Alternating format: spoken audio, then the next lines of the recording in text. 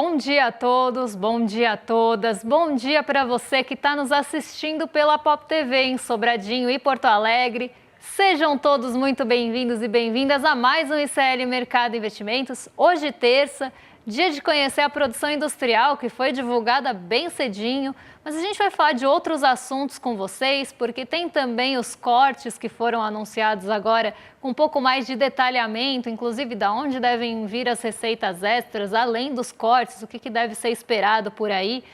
Tem também o Pix automático, novidade do Banco Central, que começa a valer não agora, mas vai ser anunciada amanhã, então a gente já vai trazer alguns pontos para vocês, né, de alguns detalhamentos que também já foram feitos.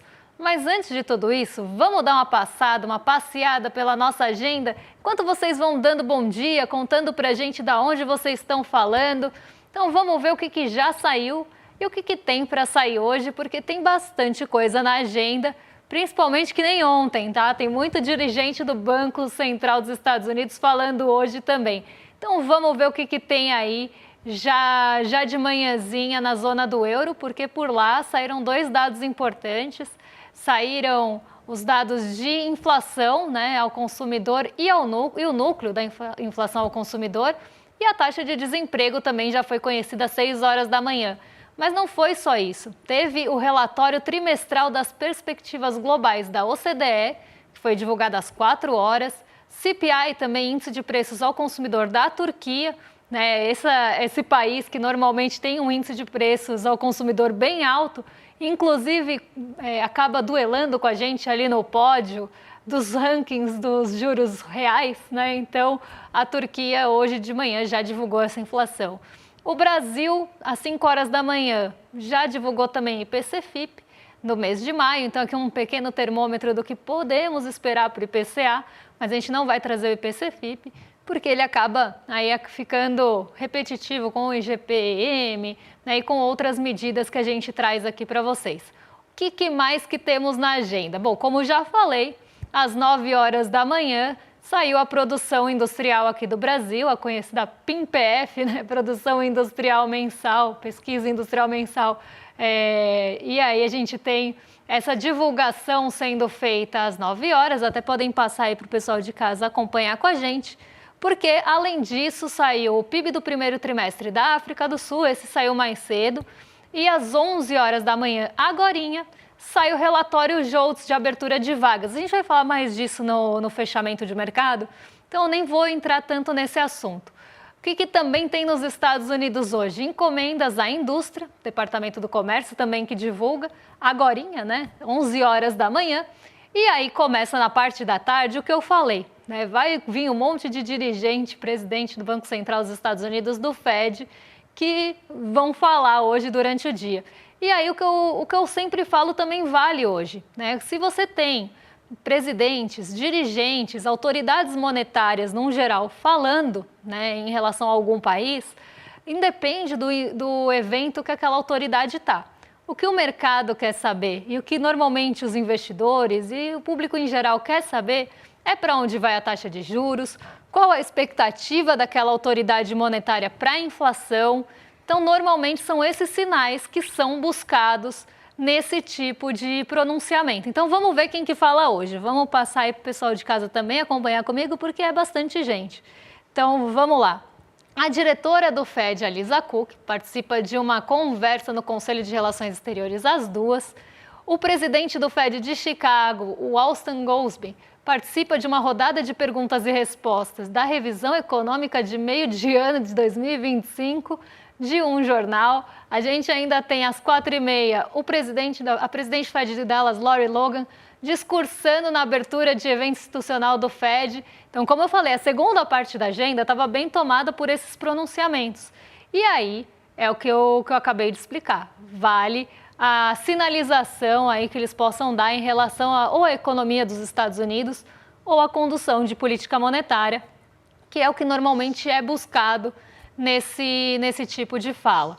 Aqui no Brasil, quem fica na centralidade é realmente a produção industrial. Nos Estados Unidos, a gente começa a ter esse olhar voltado para o mercado de trabalho, mas eu vou falar um pouquinho mais disso no fechamento, porque agora eu vou passar para o Diego, que já está lá na redação, para ele dar bom dia para vocês, né? Já deve ter compilado aí os bom dias, saber de onde vocês estão falando. Vai dar bom dia para vocês e contar como é que fechou o mercado ontem. Diego, bom dia, como é que você está? Bom dia, Débora. Muito bom dia para toda a nossa audiência. Hoje tem uma enxurrada de bom dia, então vamos começar. Bom dia para a Gabriele, querida amiga minha, acompanhando a gente pela primeira vez. Seja muito bem-vinda à comunidade CL, seja muito bem-vinda ao Mercado Investimentos. Bom dia para as minhas queridíssimas Maria Helena e Gladys Garcia, telespectadoras fiéis do Mercado Investimentos.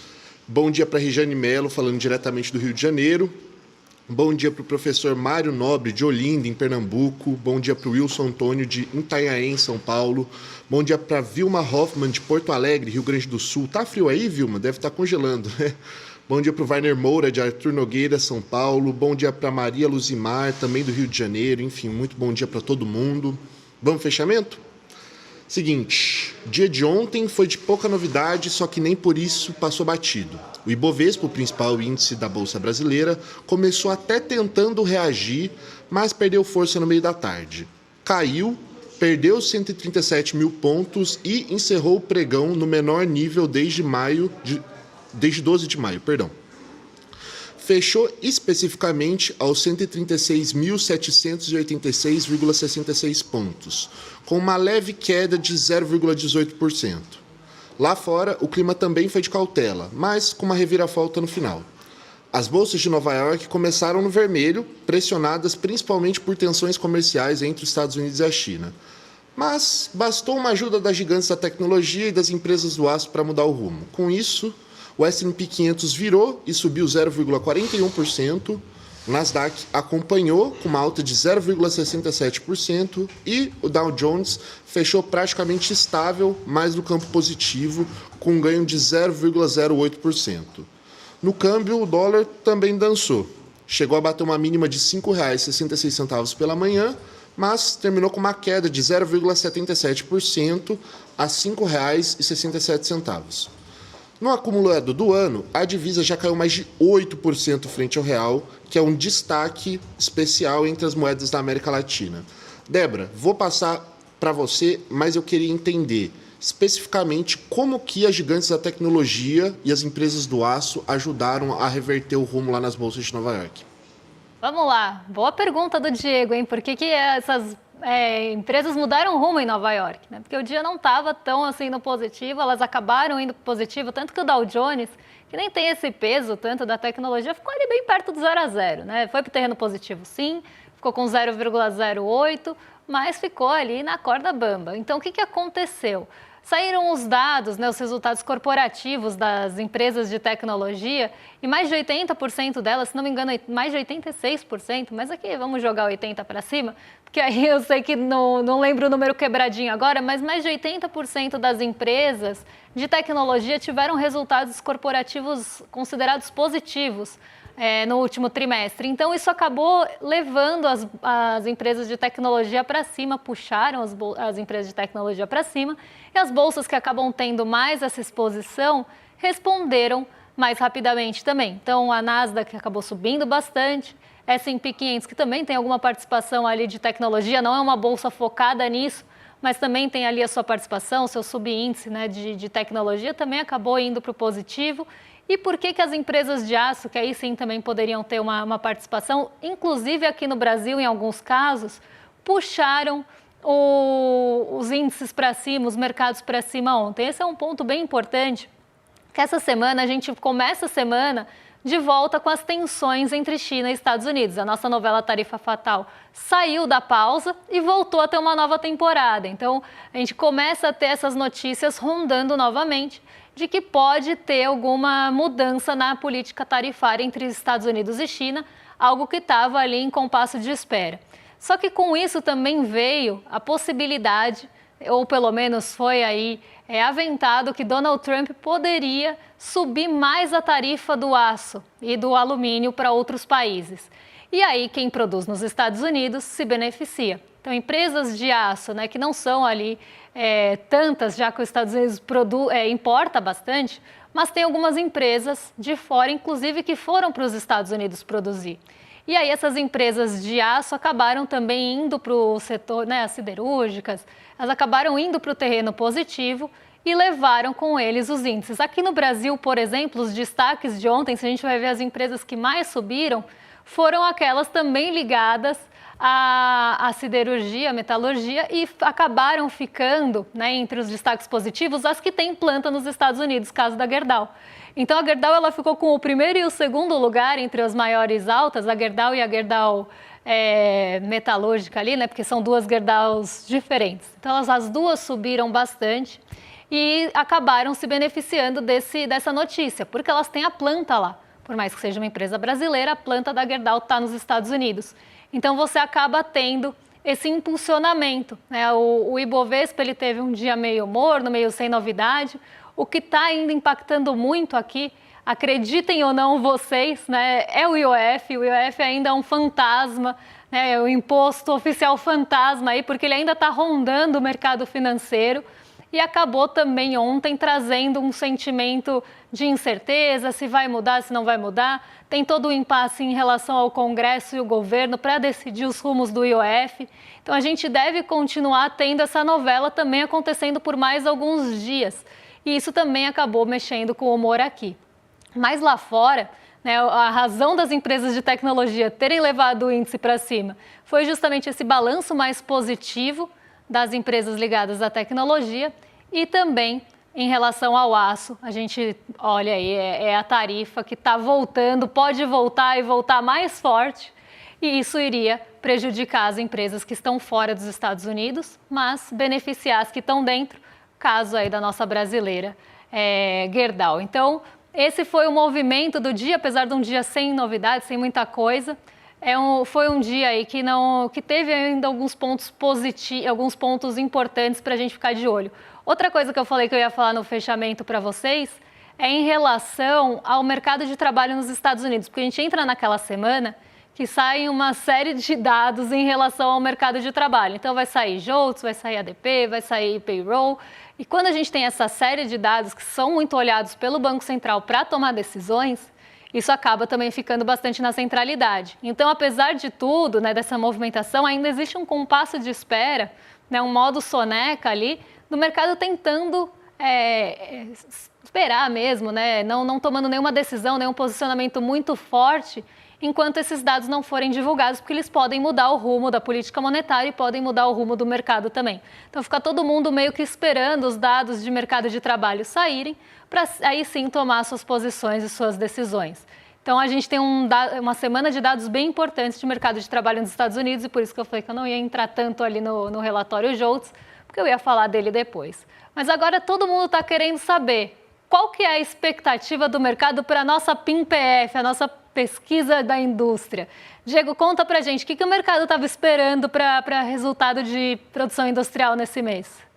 Pois é, Débora, antes da gente entrar propriamente na pesquisa mensal da indústria, vamos dar uma olhadinha nas projeções do mercado e ver se dessa vez eles erraram, se acertaram, né? Como é que ficou ali no 0 a 0, né? Já adianto que tem muitas projeções, aliás, achei isso interessante, mas vamos lá. A mediana das projeções aponta uma alta de 0,5% no mês, depois de um avanço mais forte em março de 1,2%. Os analistas estão estimando desde uma queda de 0,6% até uma alta de 1%. Na comparação com abril do ano passado, isso é, na comparação interanual, a produção deve subir 0,4%. Isso, claro, num ritmo mais fraco que os 3,1% registrados na comparação interanual em março. O destaque desse mês deve ficar para a indústria de veículos e esse bom desempenho deve impulsionar positivamente o resultado geral da indústria. Outros setores também devem ajudar, como petróleo, etanol, gás natural, que vem mostrando sinais bem positivos. Mas, porém, contudo, entretanto, todavia, o cenário ainda é de cautela. Ainda assim, o consumo ligado à construção civil segue firme e isso também deve dar algum fôlego à indústria nesse começo de segundo trimestre. Agora, Débora, vamos ver. Acertaram? Erraram? Como é que ficou? O mercado errou, né? De novo, né? E errou. Não foi tão por pouco dessa vez. Dessa vez errou um pouco mais, porque tanto a média quanto a mediana elas estavam mais altas e a produção industrial veio abaixo do esperado. ainda que os motivos aí apontados pelo mercado tenham tido sim algum protagonismo, a magnitude, dessa vez foi o contrário, né? A magnitude acabou equivocada. Então o mercado jogou a produção industrial para cima e ela veio abaixo aí do esperado. Então vamos ver, né, o que mexeu mesmo com a produção industrial, qual foi o comportamento dela de fato e quais foram aí os pontos de destaque dessa indústria no mês de abril, porque a gente está olhando para abril. E para quem lembra, quem assistiu ontem, eu mostrei aquele gráfico do PMI, né, que é o índice de gerente de compras, que é um termômetro da produção industrial. E para quem também assistiu ontem e lembra, estava em declínio, né? Ainda não tinha entrado na contração, porque a contração ela está prevendo já para o mês de maio, e a gente está olhando a produção industrial de abril. E o que o PMI mostrava para a gente? Uma produção industrial em declínio, mostrando que até o mês de abril a produção industrial estava expandindo, mas num ritmo menos acelerado, um ritmo mais lento do que nos meses anteriores. E é justamente isso que a produção industrial mostra para a gente. A produção industrial ela veio patinando por vários meses e aí você tem um mês passado muito bom, até recuperando alguns setores, então um salto ali no mês passado, só que agora com uma base de comparação alta no mês de março, o mês de abril acaba patinando. Então vamos ver aí como é que ficou a produção industrial nesse mês de abril, com os dados na tela para vocês. Então a produção industrial, como eu falei, em relação ao mês passado, ela ficou quase no 0 a 0, ela patinou, ela subiu 0,1%, e isso mostra justamente o que eu estava falando do PMI. É uma alta, ainda está crescendo? Ainda está crescendo, mas já começa a diminuir o ritmo, ou pelo menos continua patinando como antes, algo que o PMI conseguiu mostrar ali com até uma certa assertividade, porque no mês passado eles tinham errado porque o declínio foi contínuo. Mas agora a gente volta a ver esse comportamento e mostrando aí que talvez o mês de março tenha sido até um mês um pouco mais atípico, até pela composição de fevereiro. Fevereiro acaba tendo menos dias, a gente tem algumas indústrias que ficam paradas, e isso fez com que a produção subisse em março, mas não manteve o fôlego no mês de abril. E é justamente o que está aí na tela. Em relação ao mesmo período do ano passado, então abril de 2024, o que a gente tem aí? Uma queda de 0,3%, então um recuo da indústria em relação a abril. Então, considerando que foi a produção industrial de abril do ano passado e a de abril desse ano, a desse ano recuou e está para trás. No acumulado do ano, a gente ainda tem um acumulado de 1,40 só nesse ano de 2025, muito aqui puxado pelo salto de março, porque os outros meses foram mesmo um pouco mais mornos, e aí o acumulado em 12 meses em 2,40, mostrando que se a gente também pegar uma janela maior, pegar 12 meses de janela, não está tão mais alto do que 1,40 não. Então isso mostra o quanto também está concentrada a produção industrial em alguns meses, e nos outros ela fica ali muito perto do zero, ela dá saltos em alguns momentos, e nos outros ela fica com zero, que leva esse acumulado em 12 meses para 2,40, não tão acima dos 4 aí primeiros meses do ano. Agora vamos ver como é que ficou, né, o comportamento por atividades, porque aqui a gente está olhando de forma muito ampla, mas o que a gente também precisa ver é se essa produção industrial ela foi mais homogênea, se não foi, se foi desigual, quais setores puxaram a produção industrial para cima. Então vamos ver aí pelos setores, pelas atividades, como é que ficou essa abertura de produção industrial. Vamos botar aí na tela para o pessoal de casa acompanhar comigo, porque senão eu fico falando aqui e um monte de número, né? Aí já viu. Alimentos subiram 0,1, não tiveram uma alta tão grande. Bebida sim. E pasmem vocês, produção de refrigerante e chopes subiram aí e puxaram a indústria das bebidas para cima, que teve uma alta até considerável de 3,6%. O setor têxtil, né, o ramo têxtil subiu 1,1%, também aí mostrando alguma força, mas o de vestuário caiu 1,3%. Produtos de madeira 1,1%, papel e celulose 3,1% de queda, derivados de petróleo e biocombustíveis 2,5%, e os produtos farmacêuticos que tinham dado aquele saltão no mês de março, agora na comparação mês a mês, também andaram para trás, porque a produção foi muito alta né, foi até um pouco fora da curva ali nos produtos farmacêuticos. Quando a gente olha os acumulados em 12 meses, a gente tem um cenário um pouco diferente, porque por mais que o vestuário, por exemplo, tenha caído, nos 12 meses ainda está num crescimento, ainda está positivo. O têxtil ainda sobe 7,6%, mas olha ali, os derivados de petróleo caíram e também estão com um acumulado de 0,9%. Então, em 12 meses, eles ainda não estão no positivo. É um setor que está sofrendo bastante. Papel e celulose, apesar da queda, ainda fica com um restinho de positivo, ainda tem algum fôlego de crescimento, mas aqui também quase no 0 a 0. A gente começa a ver, né, alguns setores que estão começando a desacelerar, né? E aqui muito por conta de alguns efeitos vindos de juros. É um consumo menor das famílias, uma expectativa de consumo menor das famílias, uma inflação também que está pegando ali o poder de compra das famílias. Isso faz com que as expectativas de demanda, que é muito o que o índice dos gerentes de compras estavam mostrando para a gente ontem, a expectativa de demanda caindo, a indústria não vai ficar colocando o pé no acelerador e produzindo mais. Provavelmente ela vai começar a recuar e vai começar a pôr o pé no freio em alguns setores que tenham mais essa sensibilidade. Mas vamos ver aí o segundo gráfico, porque tem mais atividade, não tem só essas, tem mais outras atividades. A metalurgia, aqui é um ponto bem importante. A metalurgia caiu no mês passado tinha ficado positiva, mas agora cai 0,5%. No acumulado em 12 meses ainda cresce, né? Então no acumulado ainda tem uma alta de 4,2%, mas aqui é um grande termômetro também da economia, porque a metalurgia ela é um dos primeiros setores que acaba sendo demandado quando você tem essa expansão de atividade, ou quando você tem uma pretensão de aumento de capacidade produtiva, quando você quer fazer investimento em infraestrutura. Então, a metalurgia ela é um termômetro muito ligado a esse tipo de expansão. Se você tem uma metalurgia em queda, isso quer dizer que pode ser que esses setores já estejam mostrando algum sinal de alerta. Ele é um excelente termômetro para isso. Equipamentos de informática subiram 1,2% e continuam com um acumulado alto. Máquinas e equipamentos também aqui, ponto importante, porque a gente está falando de máquinas e equipamentos que também são usados para capacidade produtiva, caíram 1,4% nesse mês, mas ainda tem um acumulado no ano de 6,1%. Lembrando que máquinas e equipamentos, quando apareceram nas outras pesquisas, normalmente eram máquinas e equipamentos voltados para o agronegócio. Esse também é um ponto que a gente precisa frisar, porque mostra que a nossa produção está indo voltada para o que está crescendo aqui no país, que está se recuperando, que é o agro.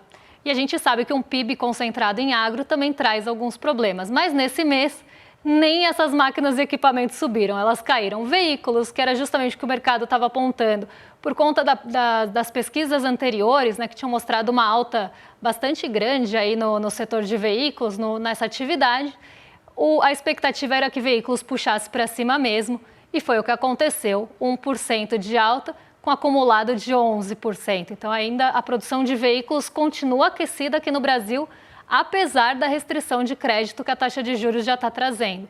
Até porque veículo acaba tendo uma taxa um pouco menor, por conta da garantia que é o próprio veículo. Móveis também é um setor que o brasileiro, quando compra, então vamos supor que a indústria está produzindo os móveis.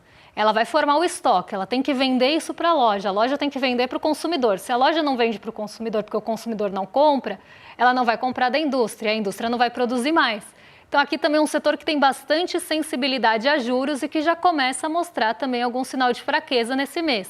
Cai 3,7%, mas ainda tem um acumulado, porque nos meses anteriores teve uma produção grande, provavelmente já está formando estoque e agora a indústria está botando o pé no freio também. Agora vamos ver pelas grandes categorias, estão vendo bens de capital, intermediários, de consumo, porque isso também diz bastante sobre como está a nossa economia, porque bens de capitais são bens que produzem outros bens. Então a gente está falando de um bem que vai produzir bens para normalmente investimento. Sobem nesse mês, tem um acumulado de 12 meses de 8,3%. Então, apesar da metalurgia, os bens de capital ainda estão ali positivos nesse mês. Os bens intermediários, né, que acabam sendo até o intermediário ali, como o próprio nome diz, 0,7% de alta, mais um acumulado em 12 meses de 1,9%. Os bens de consumo, e aí que podem ser divididos entre duráveis, semiduráveis e não duráveis, caem 1,6%, mas ainda tem um acumulado de 2,4%, mas mostrando também uma certa desaceleração. E os bens de consumo duráveis aqui, aqueles que também são mais dependentes de crédito, a gente estava falando de bens que duram, então que você não compra com tanta recorrência. Normalmente, o que vem na nossa cabeça quando a gente pensa em bens duráveis? Televisão, geladeira, enfim, bens que você não vai consumir sempre. Eles são duráveis e que dependem também mais de crédito, porque são mais caros. 0,4 de alta e 11,3 no acumulado. Então, eles também tiveram uma expansão, recuperaram bastante o fôlego e agora começam a ter um sinal de desaceleração, tanto pelos juros, quanto também, talvez, por essa formação de estoque, por conta dos juros que já estão fazendo efeito lá na ponta final do consumidor. Bens de consumo semiduráveis e não duráveis tiveram queda nesse mês de 1,9 e o acumulado já está desacelerando também. Então, aqui a gente vê uma indústria focada em alguns pontos, né? Quando a gente vê os setores que ficaram no positivo e no negativo, até principalmente no ano, né? No acumulado do ano, a gente vê vários setores desacelerando já diminuindo e recuando a sua produção, e isso é um sinal realmente de alerta, porque pode ser que a gente comece a ter agora essa desaceleração da indústria por essa expectativa de que o consumidor lá na ponta não vai consumir, que não vai ter empresas ali para comprar e demandar esses bens no meio, e aí a indústria já está colocando um pé no freio. Vamos ver se ela vai continuar patinando desse jeito ou se ela vai conseguir respirar nos próximos meses.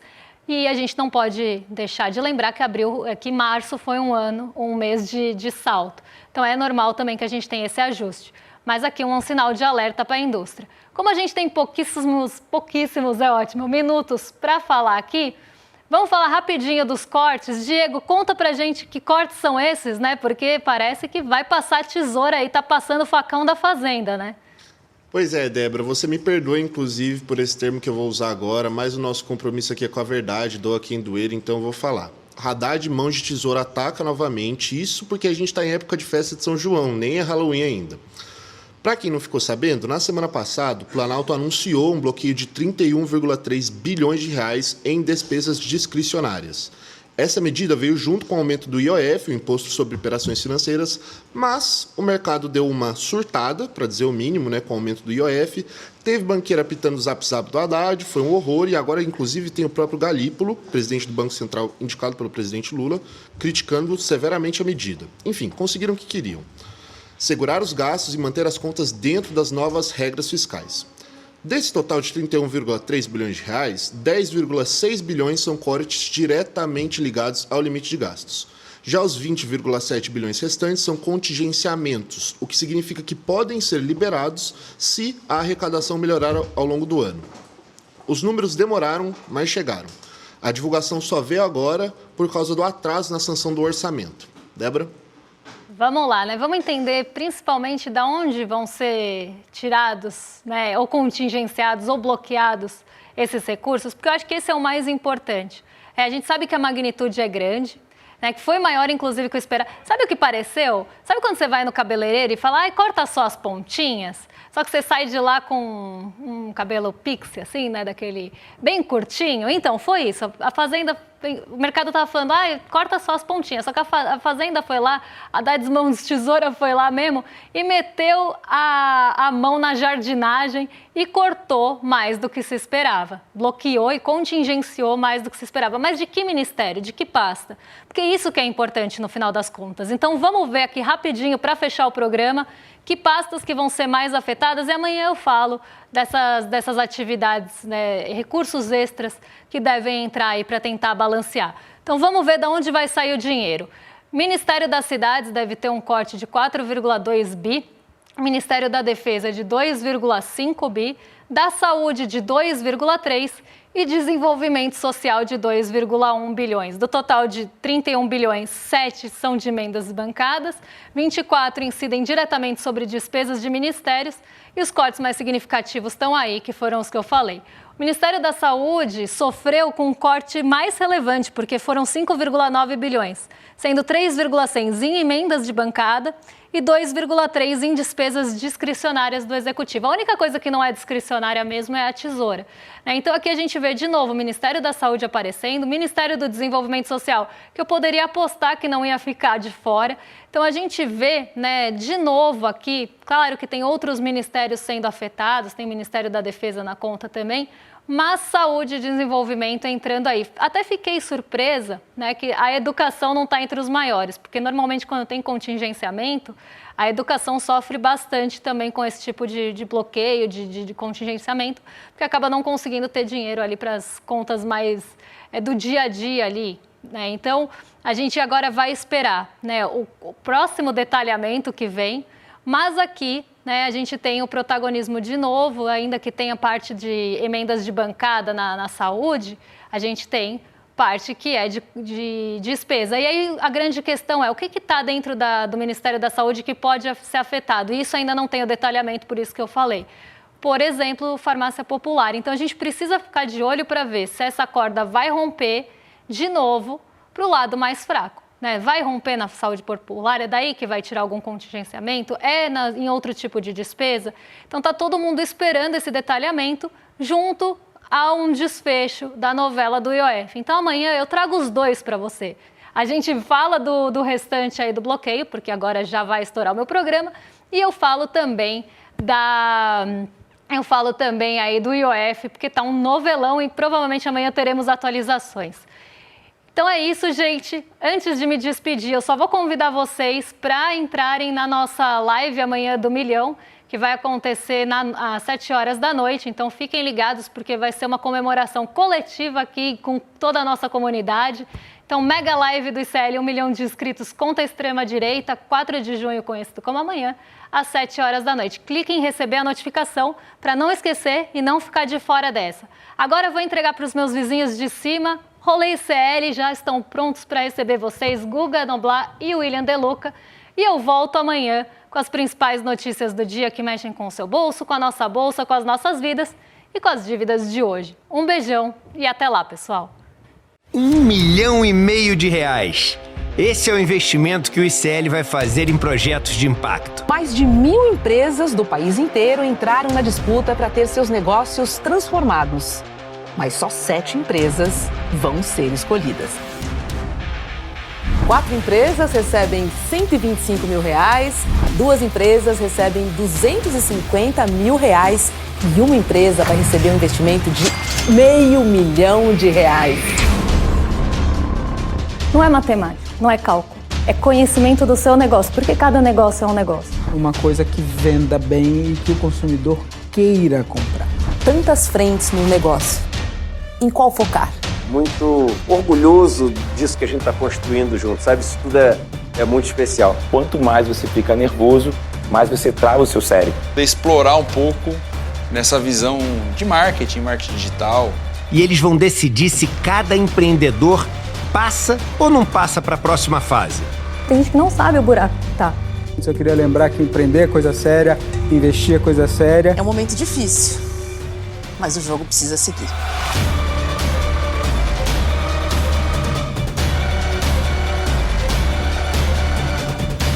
Topa ou não topa negociar com a gente?